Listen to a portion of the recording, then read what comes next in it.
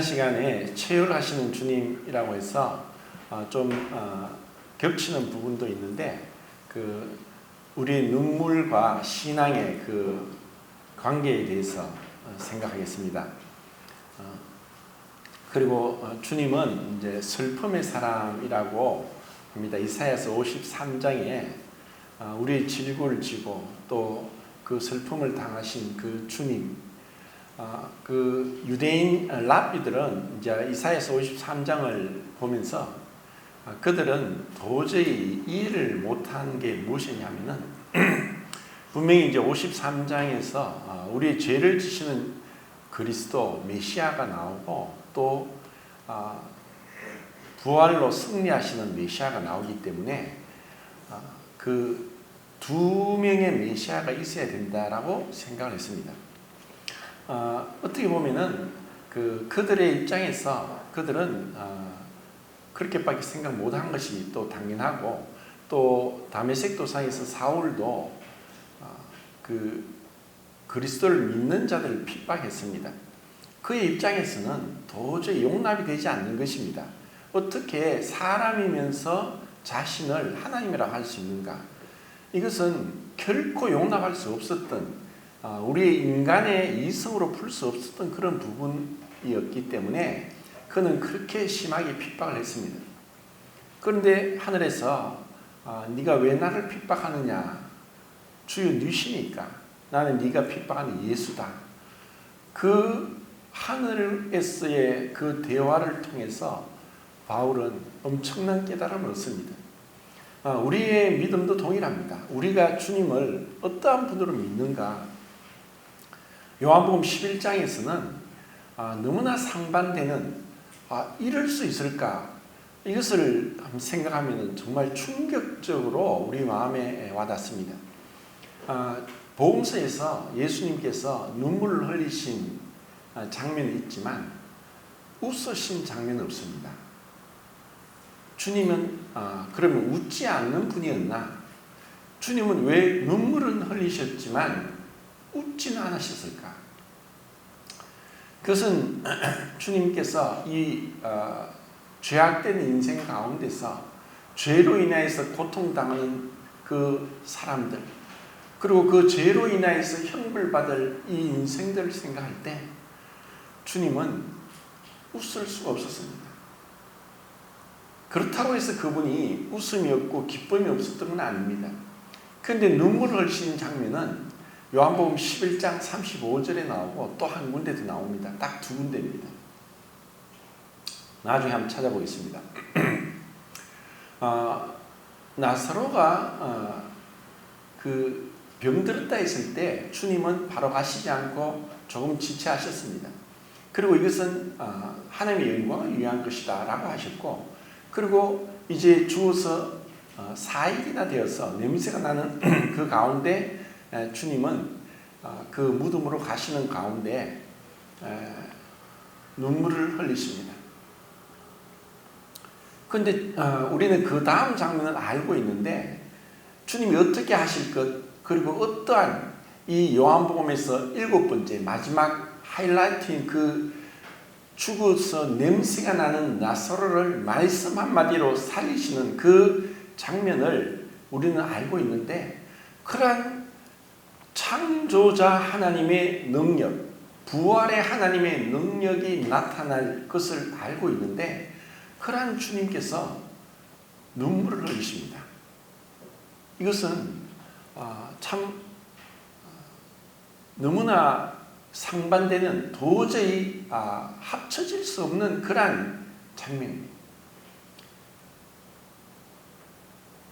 우리는 생각할 때 이 당시 이 자리에 있었던 사람들은 그런 주님의 모습을 보고 또 오해를 합니다. 그를 얼마나 사랑하였는지, 나사로와 또 마르다와 마리아를 얼마나 사랑하였는지. 이미 사실 나사로는 죽어 있습니다.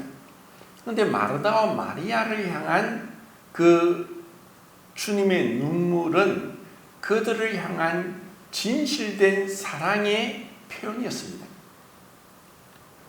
우리는 살면서 여러 많은 경우들을 당할 때 정말 우리 인간의 죄성이 얼마나 깊은지 그 눈물도 믿을 수 없을 때가 있습니다.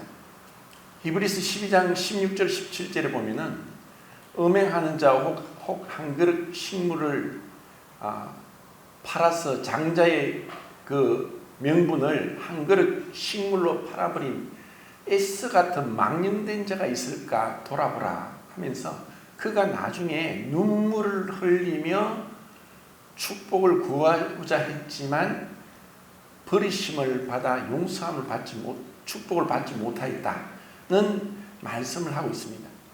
에스는 사실 나중에 뒤늦게서야 눈물을 흘리면서 장자권을 되살려고 했지만 그것은 이미 늦었습니다. 이런 의미에서 그 눈물이 다 진실되다고 할 수 없습니다. 어쩌면 그런 눈물이 진실되었다면 베드로가 통곡을 하면서 주를 3번이나 부인한 것에 대해서 그렇게 통곡을 했었지만 그의 회개가 진실되었다는 것은 그 나중에 결말을 보면 알게 됩니다. 똑같은 죄를 범했지만 가룟 유다는 결코 회개하지 않았습니다. 스스로 자기 죄 가운데 죽었습니다. 이런 우리의 죄성이 깊기 때문에 눈물을 흘린다고 해서 그것이 다 진실되다고는 할 수 없지만 눈물을 흘리지 않고서 진실됨을 표현할 수도 없습니다. 주님께서 마르다와 마리아와의 깊이 그들의 슬픔을 동정하면서 눈물을 흘리신 이 장면에서 주님의 완전한 인간의 모습을 봅니다. 그렇지만 그 눈물을 흘린 것이 연약함으로 인한 어떤 죄가 아니라 죄가 전혀 없으시면서도 눈물로서 동정을 표현할 수 있다는 것을 우리는 보게 됩니다. 우리는 이 주님께서 마르다와 마리아를 향해서 얼마나 깊이 사랑했는지, 사실 주님은 곧 나사로를 살리십니다. 그렇게 만약에 우리 같으면은 그래, 죽은 것은 좀 있으면 내가 말 한마디 하면 살아날 거야. 그래서 울 필요 없어. 왜 울어? 곧 살아날 건데. 이런 마음을 품는 것이 어쩌면 당연할지 모릅니다. 우리라면 그렇게 했겠죠. 어쩌면 회심의 미소를 지으면서 그래, 너희들이 여기서 울고 있구나. 어리석고 연약한 인간들이여. 내가 누구인지 곧 보여주겠다. 내가 말씀 한마디로 썩은 냄새가 나서 문드러진 그 살과 육체가 살아서 새살같이 돋아나고 살아서 나올 것이다. 너희들은 나의 능력을 보게 될 것이다. 내가 창조주, 부활의 하나님, 죽은 자를 살리신 하나님을 너희들 곧 보게 될 것이다. 기다려봐라. 이러한 뜻으로 그분은 가시지 않았습니다. 그분은 정말 진실되게 마르다와 마리아를 가까이 우는 자와 함께 울고 즐거워하는 자와 함께 즐거워하는 그 로마서 12장 10절에 있는 말씀대로 주님은 진실되게 행하셨습니다. 우리는 이와 같은 장면을 시편 147편 3절 4절에서도 볼 수 있습니다. 3절에는 상심한 자를 상처를 사매시며 그의 슬픔을 위로하시는 주님은 4절에 하늘의 별들의 수요를 헤아리시는 분이시다 라고 했습니다.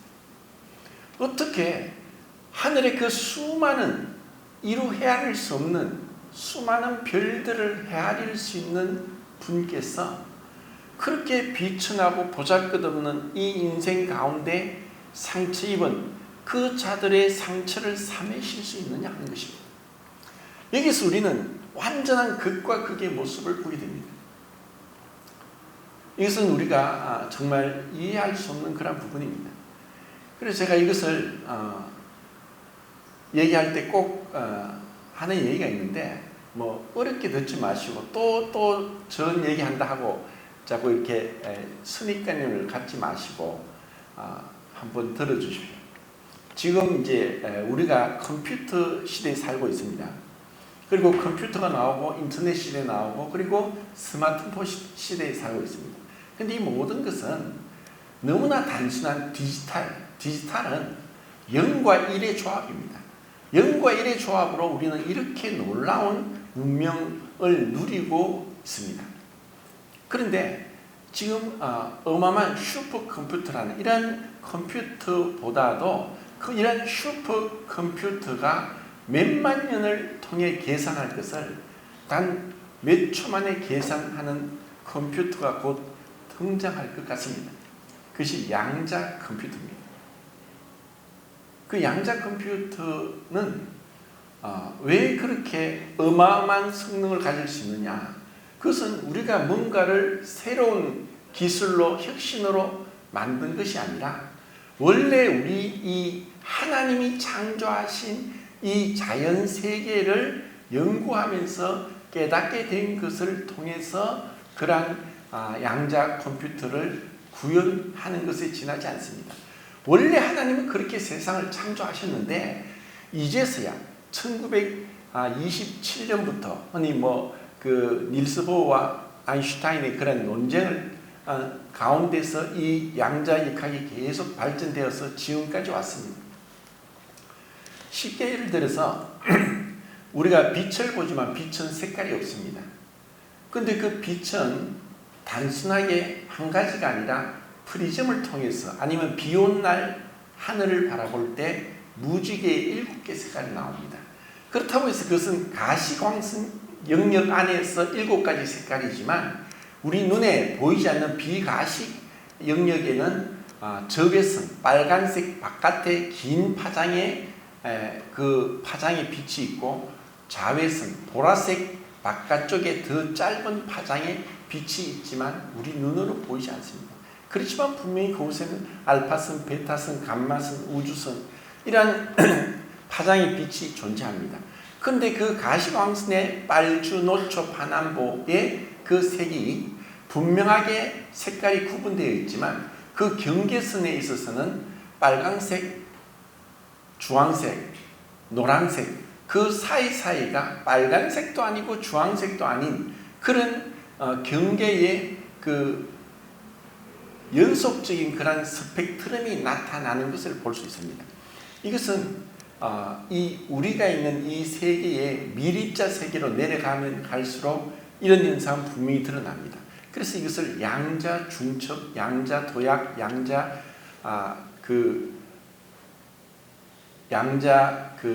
얽힘 이렇게 얘기를 하는데 0과 1과 중간의 상태가 존재하는 것을 만들 때 양자 컴퓨터에 어마어마한 성능이 나오는 것입니다.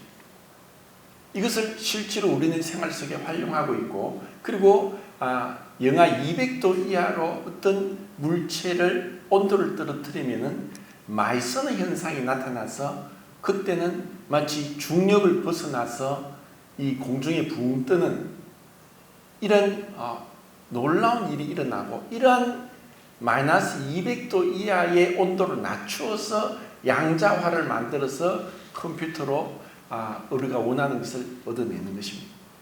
자, 이것은 우리 자연계에도 0도 아니고 1도 아닌 그 중간의 상태. 그렇다고 해서 주님께서 하나님이시면서 사람인 것이 하나님과 사람의 어떤 연합이 되어서 새로운 인격체가 나온 것이 아니라 주님은 종교개혁자는 그렇게 이야기했습니다. 예수님이 하늘 보좌에 계시는 하나님으로 계시면서 이 땅에서 동정녀 마리아 태에서 아기 예수님으로 나실 때에 그분은 하늘에 계시면서도 동정녀 마리아의 몸에서 나셨다라고 얘기를 합니다. 이것을 좀 어렵게 말하면 라틴어로 엑스트라 칼비니스티쿰이라고 얘기를 하는데 그분은 하나님의 그 본성을 전혀 버리지 않으면서 신분상으로만 하나님과 동등됨을 취할 것을 여기지 아니하고 인간의 몸을 입고 오셨습니다. 그래서 그분 안에는 완전한 신성이 계시고 완전한 인성이 계십니다. 이것은 서로 섞이지 않으면서도 분리되지 않으면서도 연합되어서 주님의 그 인격을 한 인격 안에 두 본성을 가지고 계십니다.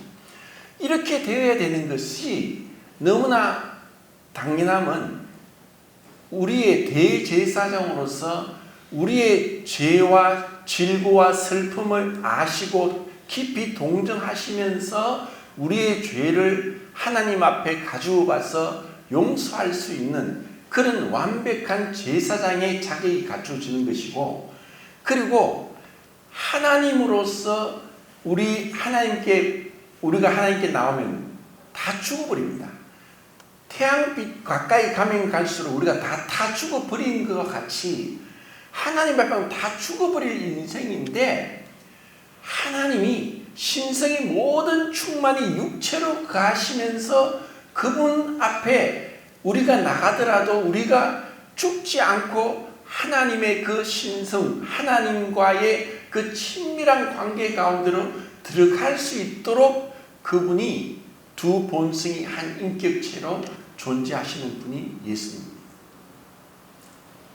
이것은 어쩌면 영원한 비밀이고 우리가 풀 수 없는 것일지 모르지만 천사도 도저히 이해할 수 없는, 어떻게 무에서 유를, 이 어마어마한 광대한 우주를 창조하신 하나님이 이렇게 먼지 같은 이 지구라는 자그마한 행성 위에 그 연약한 인간의 몸을 입고 오셔야 했느냐 하는 것입니다. 그것을 도저히 천사들이 이해할 수 없는 거예요. 그것은 왜 천사들이 그것을 이해할 수 없느냐? 하나님의 사랑을 모르기 때문입니다. 사랑이 아니고서는 절대로 할 수 없는 것입니다. 사랑이 아니고서는 그 하나님이 하나님의 그 신분을 버리고 인간의 몸까지 낮아질 수 있는 것은 사랑이 아니고는 설명할 수 없는 것입니다. 그분은 우리를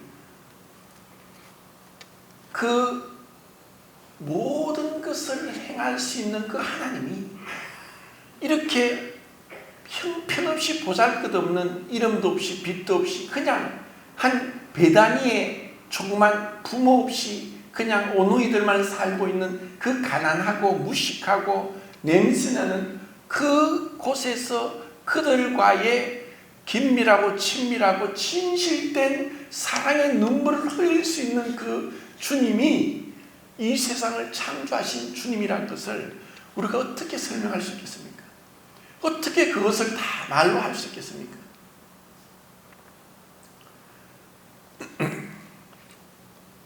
그렇기 때문에 이 세상에 우리의 죄로 인하여서 불러온 그 결과인 죽음과 그 또 온갖 인간 세상이 살아가고 있는 가운데 나타나는 온갖 비극적인 추악한 범죄들을 볼 때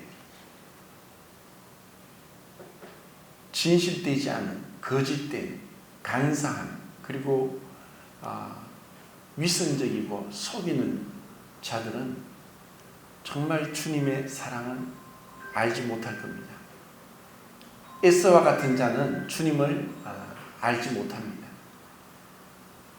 주님을 가볍게 여기고 그 장자권, 주님의 축복을 한 그릇, 배고픔을 달래는 팥죽 한 그릇보다 못하게 여기는 자의 거짓된 눈물에 주님은 속아 넘어가지 않으십니다. 우리가 성도의 삶을 살면서 정말 저 형제가, 저 자매가 진실로 구원받은 자인가? 그것을 어떻게 알 수 있습니까? 너무나 많은 거짓 고백자들이 있어 왔고, 위선자들이 있어 왔고, 또 어떤 상황이 닥쳤을 때 배신자, 변절자가 얼마나 많았습니까? 이것은 초대교회 때부터 계속 있어 왔었습니다. 정말 저 형제가 입술로는 주님 주님 하지만 정말 그의 고백이 진실된가 하는 것은 여러 상황 가운데서 우리가 판단할 수 있을 것입니다. 그렇다고 해서 우리가 구원받았다고 해서 다 온전하게 부족함이 없이 허물 없이 죄를 범치 않고 완전한 가운데 갈 수 있느냐? 그것은 아닙니다. 다윗도 범죄했고 모세도 범죄했고 다 우리는 연약 가운데 있었고 베드로도 범죄했고 그런 연약한 가운데 있었지만 그들이 진실된 주님의 사랑을 만났고 그 만남 가운데서 변화된 모습을 보여준 것으로 인해서 우린 그들이 비록 죄를 범했고 넘어졌고 실수했지만 우리는 그들을 용납할 수 있고 또 한 형제 자매의 지체라는 것을 알 수 있습니다.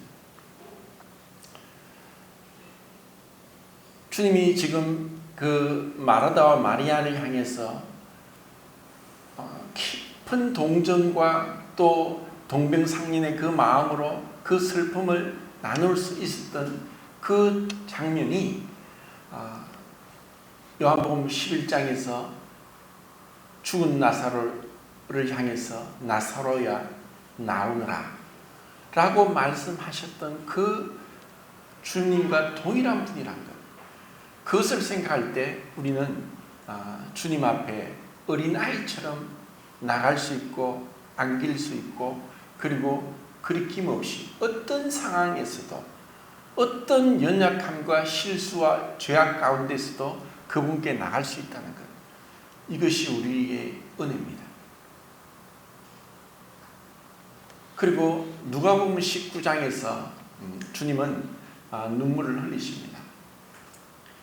그 19장 41절부터 44절까지 주님의 눈물을 흘리시는 우시는 장면을 우리는 볼 수 있습니다. 그래서 복음서는 두 번밖에 나오지 않습니다. 주님이 이제 고난 받으시기 전에 예루살렘에 입성하는데 스가랴 9장 9절에 있는 말씀대로 겸손하여 나귀의 새끼를 타셨던 그 우리의 왕 되신 주님을 그대로 예언을 성취하면서 아무 사람도 타보지 않았던 나귀의 첫 새끼를 타고 가시는 예루살렘을 입성하실 때 사람들이 그 냄새나는 옷을 나귀 위에 얹고 그 위에 앉으시고 그 옷을 바닥에 깔고 하면서 종려나무로 그분을 호산나 호산나 다윗의 자손 예수하고 그렇게 찬양하면서 주님이 왕으로서 예루살렘에 입성하는 그 장면은 제가 그것을 읽을 때마다 눈물 없이 읽을 수 없는 장면입니다. 어떻게 왕 되신 하나님이 이렇게 초라하고 보잘것없고 너무나 형편없이 이런 모습으로 오셔야 하는가? 그 유대인의 그 정치인들, 바리새인들, 종교 지도자들은 이런 주님을 그들도 보지도 않습니다. 왜냐?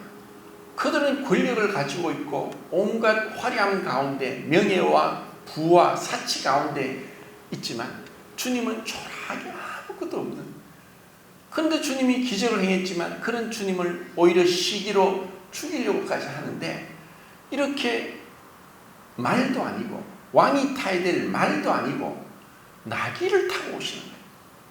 그리고 그를 찬송하면서 따라가는 어린아이들, 부녀자들, 가난한 사람들, 이런 사람들 가운데서 주님은 찬송을 받고 계시는 거예요. 이 얼마나 참 눈물 나는 장면입니까? 그러고 나서 주님은 그 성을 향해서 우십니다. 왜냐? 앞으로 정확하게 40년 뒤에 로마의 장군 타이터스가 와서 그 돌 하나도 돌 위에 남지 않도록 그 예루살렘 성을 다 무너뜨릴 것을 생각하시고 그 예언의 말씀을 하시고 눈물을 흘리시는 거예요. 그때 그들에게 어떠한 희생이 있을 것인지, 어린아이들이, 부녀자들이 끔찍한 죽음을 당하고 그 솔로몬 성전 이후에, 스룹바벨 성전 이후에 헤롯이 46년 동안 지었던 그 어마어마한 그 거대한 성이 돌 하나도 남지 않고 다 무너뜨릴 것을 주님은 아셨고 그것을 생각할 때 그 평화의 성읍 예루살렘이 평화를 알지 못하고 결국 주님을 배척하고 결국 끔찍한 심판을 당하게 될 것을 아시기 때문에 주님은 눈물을 흘릴 수밖에 없었습니다. 우리는 우리 인간의 연약함 가운데 깊이 동정하시면서 눈물을 흘리신 것과 요한복음 11장에서 그리고 누가복음 19장에서 주님이 그 예루살렘이 심판받을 것을 내다보시면서 우시는 그 장면을 또 히브리서 5장 7절에서 9절에 그가 심한 통곡과 눈물로 하나님께 소원을 올리면서 그의 간구하심을 통해 경외하심을 통해 들으심을 얻었다면서 그것을 겟세마네 동산에서의 기도로도 보기도 하고 어쩌면 그 주님의 그 공생의 기간 동안 그분의 삶은 웃음이 없는 슬픔의 사람으로 눈물 가운데 통곡 가운데 우리의 죄를 짊어지시고 가신 그 슬픔의 사람인 주님을 너무나 정확하게 묘사하고 있습니다. 심한 통곡과 눈물로 간구와 소원을 올리신 그 주님. 그리고 마지막에 겟세마네 동산에서 이제 주님이 우리의 죄를 지시고 하나님 앞에 죄가 되어서 우리가 당할 죄를 담당하시고 형벌을 받으시는데 하나님의 저주를 받아서 창세전부터 아버지와 함께 가졌던 그 영화로운 그 영광과 그 친교가 완전히 끊어지고 하나님이 외면하고 돌아서서 완전히 끊어지는 그 끔찍한 고난을 주님은 아셨고 그것을 벗어나기 위해서 이 잔이 내게서 거두지기 원합니다. 3번이나 심한 통곡과 눈물로 기도하셨지만 3번째는 내 뜻대로 마옵시고 주님 뜻대로 하옵소서 하면서 이제 완전히 아버지의 그 저주와 그 심판의 칼을 그 몸으로 받으시기로 작정하시고 이제 갈보리로 가신 것입니다. 우리가 이런 주님을 어떻게 다 이해할 수 있겠습니까? 우리가 매주마다 뜻과 잔을 대하면서 그 주님의 그 고난받으심, 그리고 주님의 장사되심, 주님의 부활하심, 그리고 주님의 다시 오심을 우리는 잊을 수 없는 자이고 이 세상의 그 무엇과도 바꿀 수 없는 정말 가장 영광스러운 우리의 자리고 우리가 그것을 놓치지 말아야 될 그 자리고 이 예배 시간보다 소중한 시간이 없다는 것을 우리가 생각한다면 그러면서도 우리 마음 가운데 그 주님과 깊이 연합되기를 원하는 그 마음을 주님처럼이라도 우리가 가진다면 얼마나 좋겠습니까? 그러면 주님이 마르다와 마리아를 향해서 그렇게 눈물을 흘리셨던 그 깊은 사랑의 그 진실된 그 우리 나라 사람이 말하는 정말 그 정을 우리는 얼마나 많이 알고 있습니까? 얼마나 우리가 이런 정을 알면서 이 성도들을 향한 뜨거운 눈물의 기도가 있고 중보 기도가 있느냐는 것입니다. 자, 우리는 여기서 사도 바울의 눈물을 한번 생각해 보겠습니다. 바울은 갈라디아서에서 주님이 바울의 간증이 그렇습니다. 주님이 내 속에 자기를 나타내기를 기뻐하신다고 했습니다.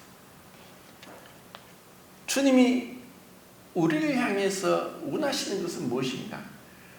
나를 통해서 나의 어떤 잘남, 나의 어떤 재능, 나의 어떤 희생 그것을 드러내는 것이 아니라 나를 통해서 주님의 그 모습이 나타남으로 인해 주님의 영광 받으시길 원하는 것입니다.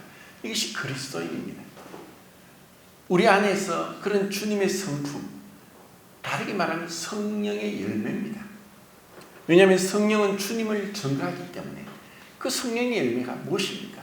사랑과 희락과 화평과 오래 참음, 자비, 온유, 양성, 충성, 절제. 자, 그것은 열매들이 아니라 열매입니다. 왜냐하면 바로 주님이니까. 우리 속에 그 주님의 모습을 나타낸 그러한 인물로 우리는 바울을 생각할 수 있습니다. 바울은 빌립보서 3장 18절에서 눈물을 흘리며 말한다 했습니다. 왜 바울이 눈물을 흘렸습니까? 사람들이 십자가의 원수로 행하는 것이 그에게는 말할 수 없는 눈물이었습니다. 분명히 그는 빌립보서에서 항상 기뻐하라, 범사에 감사하라, 그렇게 했고, 내가 말하노니 다시 말하니 기뻐하라, 내가 다시 말하노니 항상 기뻐하라. 그 기쁨이 있었지만 그에게는 또 눈물이 있었습니다. 왜? 십자가의 원수로 행하는 그들을 향해서 그들이 알지 못하고, 그들이 주님을 모르고, 십자가의 그 고귀한 희생을 모르고, 주님의 그 진실된 사랑을 모르고 십자가를 배척하고 믿지 않고 여전히 무관심한 가운데 있는 것을 향해서 바울은 눈물이 끊임이 없었습니다. 내가 눈물을 흘리며 말한다. 이것은 어쩌면 우리에게도, 우리가 진실로 어떤 영혼에 대해서 불쌍히 여기는 마음, 그들이 구원받기를 원하는 마음, 단순히 그들이 교회에 와서 구원받고 믿음을 신하는 것 이상으로 정말 그들을 향한 이런 뜨거운 눈물이 있을 때에야 주께서 역사하신다고 생각합니다. 근데 우리에겐 그런 감정이 너무나 메말라 있지 않습니까? 너무나 감정이 메말라 있어요. 그래, 네가 믿든 말든 믿지 않으면 지옥 가는데, 이렇게 단순하게 생각할 것이 아니라 십자가의 원수로 행하는 그들을 향한 바울의 눈물이 우리에게 필요하다는 것입니다. 그리고 고린도후서 2장 4절에 그것을 한번 찾아보겠습니다. 2장 4절 고린도후서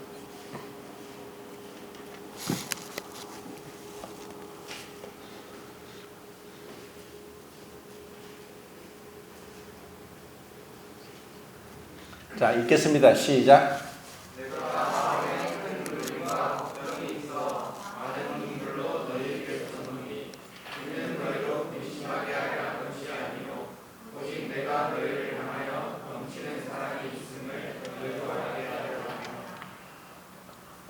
참 놀라운 말씀이죠.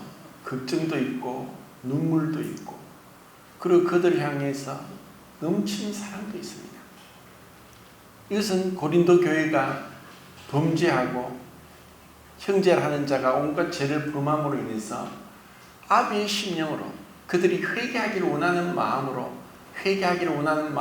그 편지를 쓰고 있으면서 그의 심령으로 이들이 올바른 정상적인 그리스도인 삶을 살기를 원하고 빛된 소금의 역할을 감당하는 그러한 성도가 되지 못하고 죄악 가운데 넘어졌기 때문에 이런 넘치는 그 슬픔과 걱정과 눌림 가운데 사랑으로 그 편지를 쓰고 있는 바울을 생각하게 됩니다. 그래서 바울은 믿지 않는 자들을 향한 눈물도 있었고, 또 성도라고 하지만 올바른 믿음 가운데 행하지 못하고 범죄한 자들을 향한 회개를 촉구하는 그러한 눈물의 기도도 있었던 바울을 보게 됩니다. 그러고 나서 사도행전 20장을 보겠습니다. 수요일마다 사도행전을 교제하는데 그때 교제했던 말씀입니다. 20장 19절입니다. 19절 시작.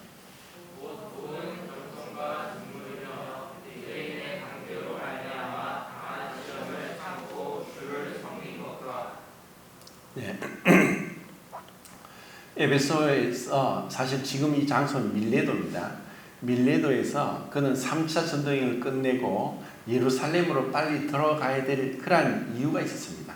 그 이유는 첫 번째, 예루살렘이 기근으로 인해서 굉장히 성도들이 어려움에 처해 있고, 그래서 아시아에서 모금한 많은 헌금을 가지고 자기가 그것을 들고 간 것이 아니라 각 교회마다 데살로니가, 더베, 또 갈라디아, 이 고린도 교회에 지도자들이 그 헌금을 가지고 9명이 바울과 동행을 했습니다. 그래서 그 헌금을, 그에게 헌금을 빨리 전달해서 예루살렘의 가난한 성도를 돕고자 하는 마음이 있었고, 또 예루살렘 사도들에게 이 3차 전도 여행을 보고하고자 하는 그런 마음도 있었고, 그리고 오순절날 모여있는 전 세계에 흩어졌던 유대인들에게 이 복음을 전하고자 하는 그런 여러 가지 마음이 있었기 때문에 그의 마음은 급했습니다. 빨리 오순절 전에 가고자 했습니다. 그런데 이 에베소를, 밀레도에서 에베소로 가려면 거리가 50km 정도가 됩니다.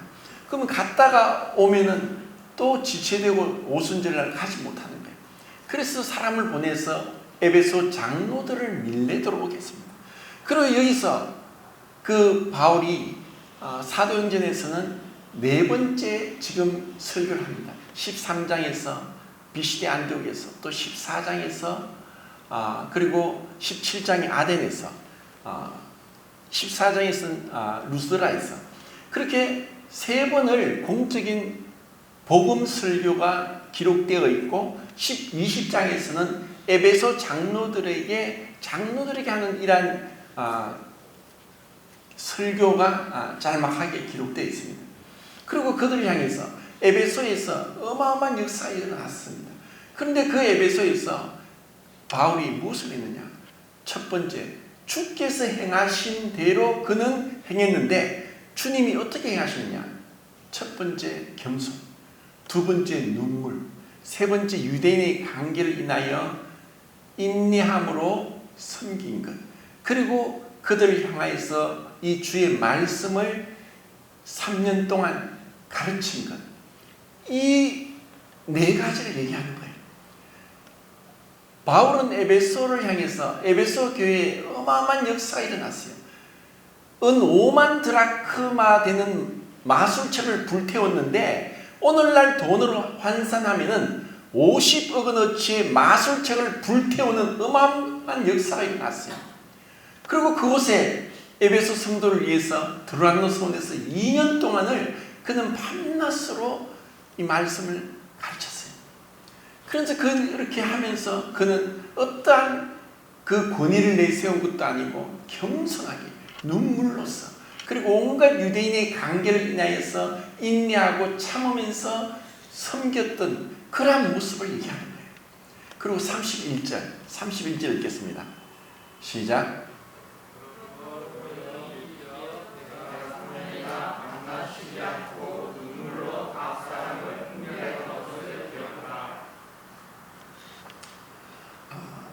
이 밀레도 장로들에게 그가 어떻게 행했는가, 내가 너희들에게 어떤 진실함으로 눈물을 흘리면서 너희들에게 이 내 마음에 있는 이 복음의 비밀을, 그리고 그리스도인은 어떻게 살아야 될 것을 진실되게 그렇게 힘을 다해서 전했던 것을 기억하게 했습니다.